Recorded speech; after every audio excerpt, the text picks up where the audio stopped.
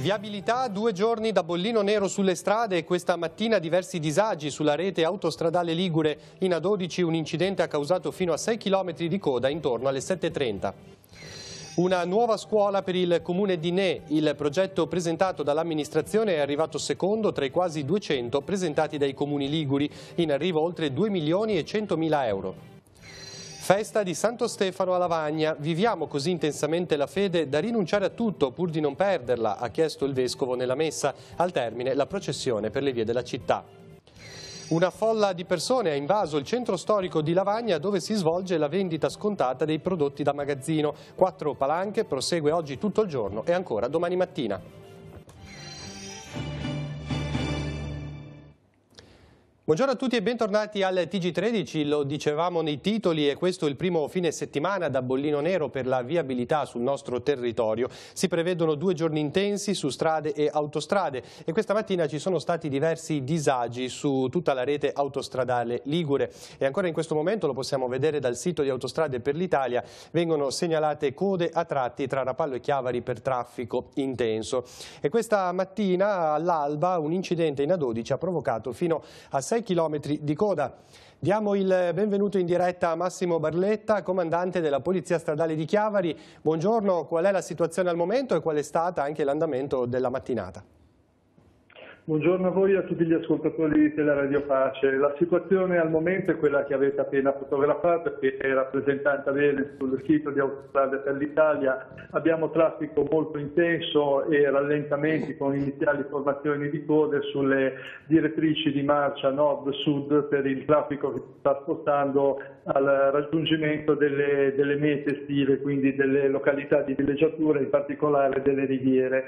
I disagi maggiori li abbiamo partiti questa mattina a partire dalle 7, quando nella galleria dal Forno in carreggiata a est direzione Livorno della 12 a ridosso dello svincolo di Chiavari un incidente autonomo ha coinvolto un automobilista, si può presumere dalla dinamica per un colpo di sonno. L'automobilista ha riportato lesioni, si sono formate code per il traffico proveniente da Genova che sono arrivate a sfiorare i chilometri. Un altro incidente attorno alle 10 di questa mattina, sempre in carreggiata est, quindi sempre sulla direttrice di traffico nord-sud, si è verificato nella galleria Castelletto, quindi tra lo svincolo di Nervi e lo svincolo di Recco. In questo caso sono 2 le auto coinvolte senza feriti, però il traffico intenso che ovviamente ha subito dei rallentamenti visto che l'incidente ha occupato una parte della carreggiata ha dato luogo anche in questo caso a svariati chilometri di coda che nel momento clou hanno raggiunto i 5 chilometri. Al momento, ripeto, non ci sono particolari segnalazioni da fare, le previsioni sono state purtroppo dal punto di vista di chi viaggia ampiamente rispettate, le direttrici di marcia nord-sud e quindi le carreggiate est che da Genova vanno verso Livorno della nostra autostrada sono particolarmente trafficate, così come anche la 10 Genova-Savona in direzione Genova risente dei rallentamenti dovuti al traffico in movimento dalla Francia verso l'Italia, con code che al momento interessano il tratto compreso tra Genova-Pra e il bivio A10-A7 Milano-Genova in prossimità dell'uscita di Genova-Ovest. Questa è la situazione al momento. Ora non ci sono, perlomeno in questi istanti, non ci sono segnalazioni relative agli incidenti, quindi direi che almeno per ora è tutto per quanto riguarda la viabilità in ambito autostradale. Bene, grazie comandante, buon proseguimento di lavoro. Grazie, buona giornata anche a voi e a tutti gli ascoltatori di Teleradio Pace, a risentirci. Anche il fine settimana è iniziato all'insegna del caldo in Liguria e ARPAL ha emanato un nuovo avviso meteorologico per l'elevato disagio fisiologico. Oggi e domani sono previste temperature su valori molto alti anche nelle ore notturne, in particolare nei centri urbani e nelle valli poco ventilate. Per lunedì è previsto un lieve calo delle temperature lungo la costa, accompagnato però da un graduale aumento dell'umidità che manterrà dunque le condizioni di elevato disagio. Scatta da oggi lo stato di grave pericolosità per gli incendi boschivi su tutto il territorio regionale. Il provvedimento è stato adottato da Regione Liguria su indicazione della Direzione dei Vigili del Fuoco, alla luce delle condizioni meteo registrate in questi ultimi giorni, che hanno determinato una maggiore secchezza della vegetazione, ma anche in considerazione delle temperature che appunto si mantengono su livelli molto elevati. Fino alla revoca dello stato di grave pericolosità, spiega l'assessore all'agricoltura e allo sviluppo dell'entroterra Stefano Mai, sono da osservare divieti ancora più stringenti e pertanto è severamente vietato accendere qualsiasi tipo di fuoco per bruciare sterpaglie oppure usare fiamme, apparecchi elettrici e anche a motore nei boschi. La Regione ha inoltre predisposto un decalogo che deve essere osservato da tutti i cittadini che hanno contatto con il bosco. Cambiamo tema, sono in arrivo 2.115.000 euro annui per la costruzione della nuova scuola. Il progetto presentato dal Comune è arrivato secondo nel bando regionale che dovrà distribuire i finanziamenti che arrivano dal Ministero dell'Istruzione. Grande soddisfazione per il risultato raggiunto da parte del sindaco, lo abbiamo intervistato.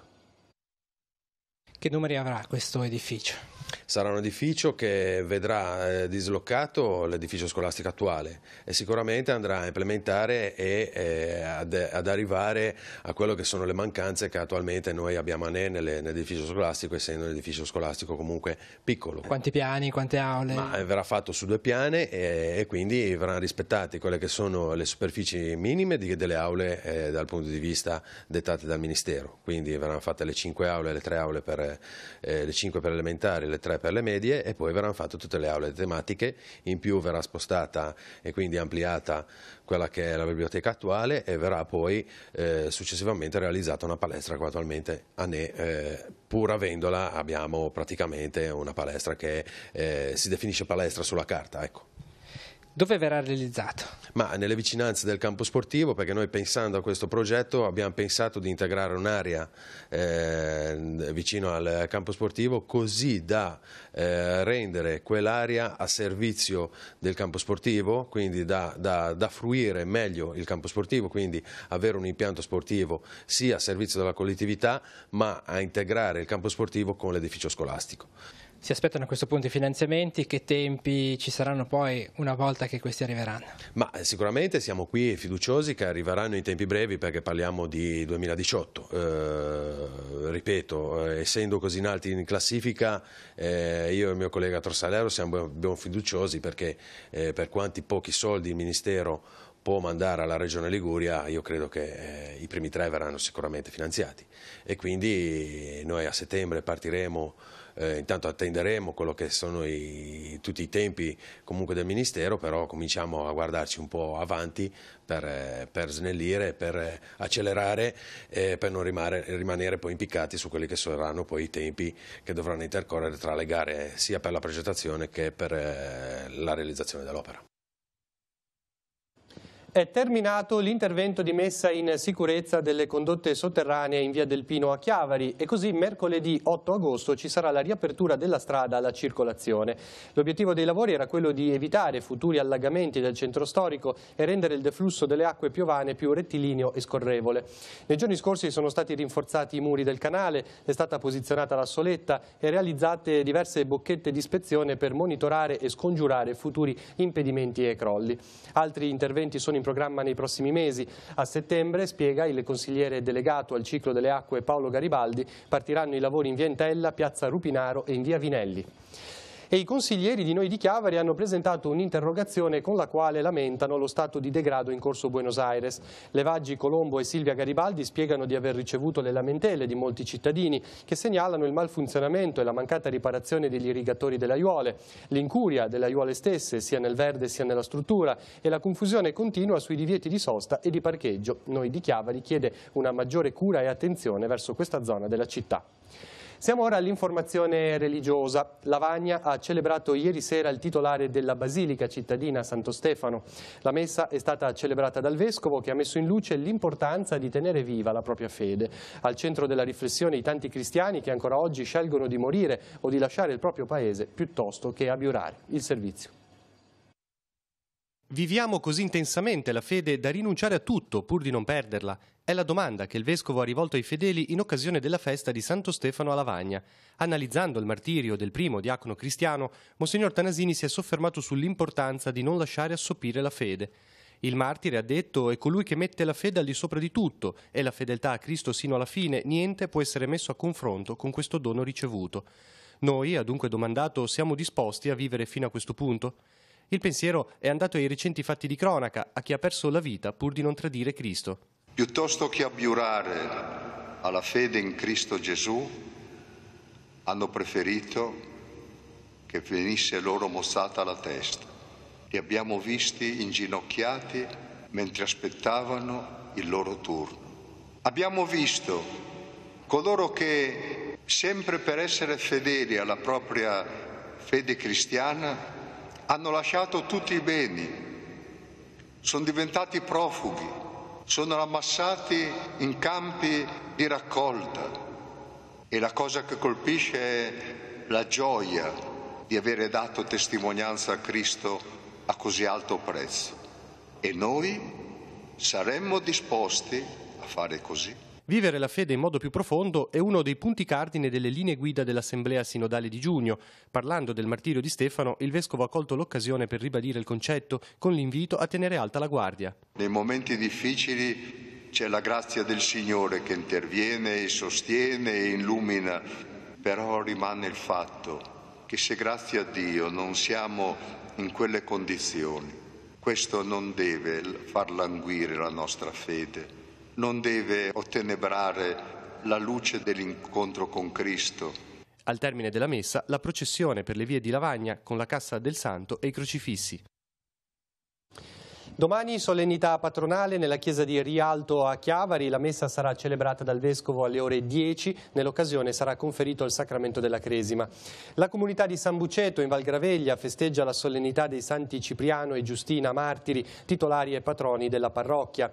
Domani la messa solenne sarà alle 17:30, presieduta da Don Stefano Mazzini, vicario generale della diocesi. Seguirà un momento di festa sul piazzale. Festa della Madonna della Neve, che tradizionalmente si celebra il 5 agosto. A Santa Margherita Ligure la messa sarà alle 19 nella cappella di piazza San Leonardo Murialdo. Non ci sarà la celebrazione eucaristica delle 19 in Basilica.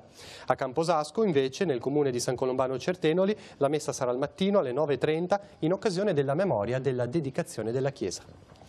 Cambiamo tema. Una folla di persone questa mattina ha invaso il centro storico di Lavagna, dove in questi giorni si svolge la vendita scontata dei prodotti di magazzino.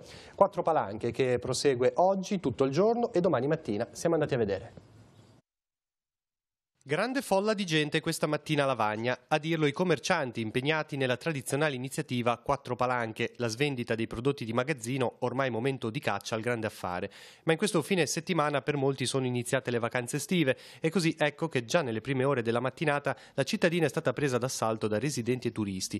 Via Roma è intasata e stiamo lavorando moltissimo, spiega Massimiliano Marrè del CIV del centro storico. Ho fatto un giro un attimino fra i miei colleghi e devo dire che ci sono tante proposte interessanti e la gente, come tutti gli anni, approfitta di questi momenti per fare uno shopping un po' più abbondante, visto che poi comunque stiamo arrivando quasi alla fine dei saldi e quindi è un'occasione veramente ghiotta per portare qualcosa a casa di bello. Nonostante oggi i veri affari si facciano altrove, ad esempio su internet, e l'interesse della gente sembra spostarsi o nei grandi centri commerciali o appunto verso l'e-commerce, il tradizionale sbarassu attira sempre molti curiosi. Devo dire che è qualche anno che riflettiamo su come poter rinnovare il tipo di manifestazione e tutto, però poi alla fine ha sempre avuto un buon successo proprio perché piace questa formula delle bancarelle fuori dai negozi, la tipicità dei carugi delle nostre zone aiutano moltissimo a creare una bella atmosfera. Poi adesso la edizione estiva è anche più fortunata perché normalmente c'è bel tempo e tanti turisti. 4 palanche prosegue oggi a Lavagna sino alle 23, domani dalle 9 alle 13 e coinvolge tutte le attività aderenti al CIV del centro storico. L'ho vissuta sulla mia attività già stamattina presto, nostri clienti o comunque anche nuove persone che sono venute a Lavagna dalle città limitrofe, in primis da Chiavari e da Sestri Levante, però anche l'entroterra devo dire che risponde molto bene. Cronaca, i carabinieri di Chiavari hanno arrestato per spaccio di stupefacenti un 47enne originario della Sardegna ma residente a Chiavari e un 28enne straniero in Italia senza fissa dimora. In seguito ad una perquisizione personale domiciliare, i due sono stati trovati in possesso di 10 grammi di eroina, già divisa in dosi e pronta per essere spacciata, un bilancino di precisione e 705 euro, probabile provento dell'attività di spaccio. Oggi il giudizio con rito direttissimo.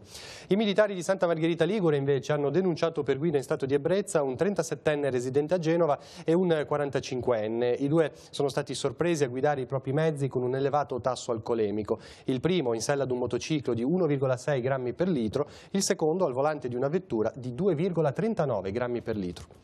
Sospetto inquinamento nel torrente Nervi, il fiume che sfocia nel porticciolo del quartiere genovese. Un passante ieri sera ha notato una schiuma bianca e ha chiamato il numero delle emergenze. Sul posto i vigili del fuoco e la capitaneria di porto. Sono state posizionate delle panne per evitare che la sostanza raggiungesse il mare. I campioni di acqua sono stati prelevati dall'ARPAL per scoprire di cosa si tratti.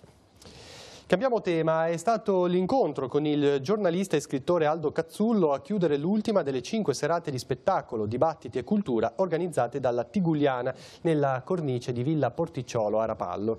Cazzullo ha parlato del mondo di internet e della prima guerra mondiale e al termine lo ha intervistato Roberto Costa. Sentiamo. Riusciremo a mettere via il cellulare?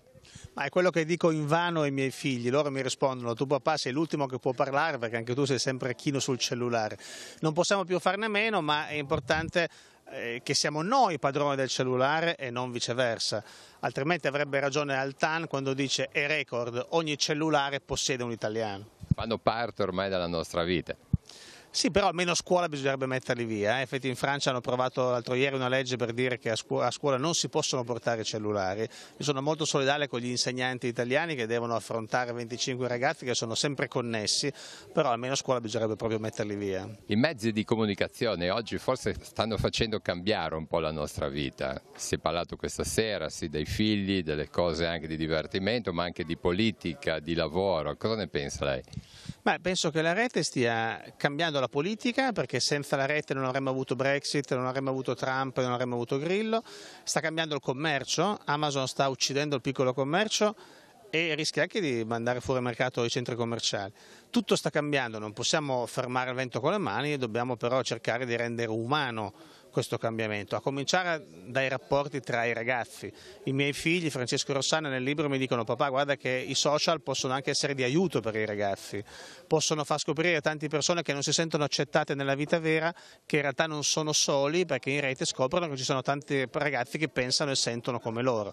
A volte però i social fanno soffrire, penso a episodi di bullismo. C'è sempre stato il bullismo, ma prima restava confinato nei muri di una classe. Oggi un gesto di bullismo filmato e messo in rete diventa virale, parola orribile che evoca virus, contagio, malattia. Ha chiuso questa sera con un messaggio a tutti gli italiani, soprattutto a questa appartenenza alla bandiera italiana che poi ci teniamo tutti in fondo al cuore.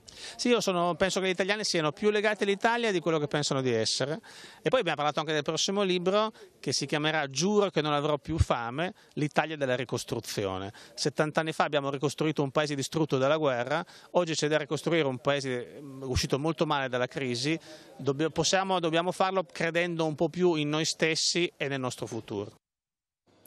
L'associazione Carpe Diem Fotografi a Sestri Levante presenta Come eravamo e come siamo, l'incontro con video, foto e letture sulla Bimare di un tempo, organizzato in collaborazione con l'associazione Oleudo.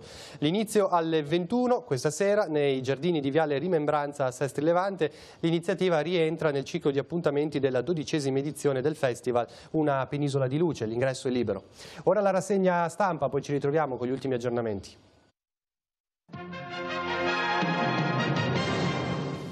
Prima pagina di Avvenire, manovra di spesa, vertice del governo sulla legge di bilancio, Tria, avvieremo la flat tax e il reddito di cittadinanza, ma lo spread è in tensione e supera i 250 punti. La fotonotizia centro pagina, l'Ilva risanata ed efficiente, futuro obbligato di Taranto, viaggio nella città dell'acciaio, timori per ambiente e occupazione. All'interno del quotidiano cattolico La Sanità, vaccini, l'obbligo slitta al 2019, Toscana pronti a fare da soli, i medici 10.000 bambini bambini a rischio senza la profilassi. C'è l'ok del Senato, Fattori del Movimento 5 Stelle dice indignata, voto contro. E poi un bel esempio che arriva dal Veneto, il cammino dei ragazzi difficili, pellegrini al posto del carcere, sfida di un'associazione veneta. Dalla Francia alla Spagna, dai Pirenei a Santiago, un'occasione di rinascita per minorenni che hanno sbagliato e hanno bisogno di ricostruire l'autostima. L'ideatrice del progetto dice i risultati sono ottimi, speriamo che la nostra proposta divenga uno strumento normale per la giustizia minorile italiana. Prima pagina del secolo XIX, Carige in rosso, ma la calza esce, la Di Fiorentino spiega ce la faremo. La fotonotizia ci porta a parlare di sport, Ferro e Cerruti, bronzo nel sincro, è ligure la prima medaglia dell'Italia agli europei di nuoto. La prima pagina del Levante, Legionella, 2 casi in pochi giorni registrati a Rapallo, la ASL però spiega nessun allarme. I malati sono anziani, ricoverati a Lavagna e a San Martino, il medico abitano in posti diversi, non c'è alcun collegamento. All'interno del giornale, Torriglia, HGM propone una concessione da 2,3 milioni. San Giovanni, il contratto per la Collina delle Grazie è un atto pubblico che tutti possono leggere, pronti ad investire sulla riqualificazione dei rustici.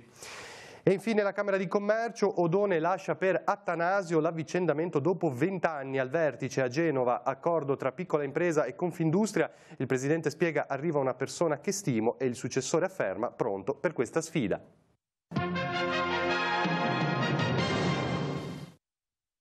Per gli ultimi aggiornamenti andiamo in redazione dove è pronta Francesca Caporello. A te Francesca. Sì, grazie Maurizio, buongiorno a tutti i telespettatori. Un aggiornamento di cronaca. La Guardia di Finanza di Genova ha arrestato 2 persone per traffico di stupefacenti. Sequestrati 2 kg di anfetamine e 73 kg di hashish, pari a 80.000 dosi. La droga, se venduta al dettaglio, avrebbe fruttato 1 milione di euro. Le indagini sono scattate dopo aver individuato un pacco postale con all'interno droga sintetica proveniente dalla Spagna e diretto in Liguria. Inizialmente è stato arrestato un giovane italiano destinatario dello stupefacente. In seguito è finito in manette un secondo trafficante straniero, il quale, proveniente dalla Spagna su di un pullman passeggeri, portava con sé un trolley con il carico di 73 kg di hashish. E dalla redazione è tutto, ripasso la linea allo studio. Grazie Francesca, siamo in conclusione. Ricordo questa sera trasmetteremo la ripresa integrale della commedia Geveux un peu de fantasia che è stata portata in scena nei giorni scorsi al Teatro di Casa Caritas di Chiavari dalla compagnia I Senza Pretese di Sestri Levante a favore di Teleradio Pace. L'appuntamento questa sera alle 21:10 sul canale 15 di Telepace. Per tutti gli altri aggiornamenti continuate a seguirci sul sito www.teleradiopace.com. Il telegiornale torna questa sera alle 19:15. Grazie per averci seguito, buon proseguimento di giornata. Buona domenica a tutti.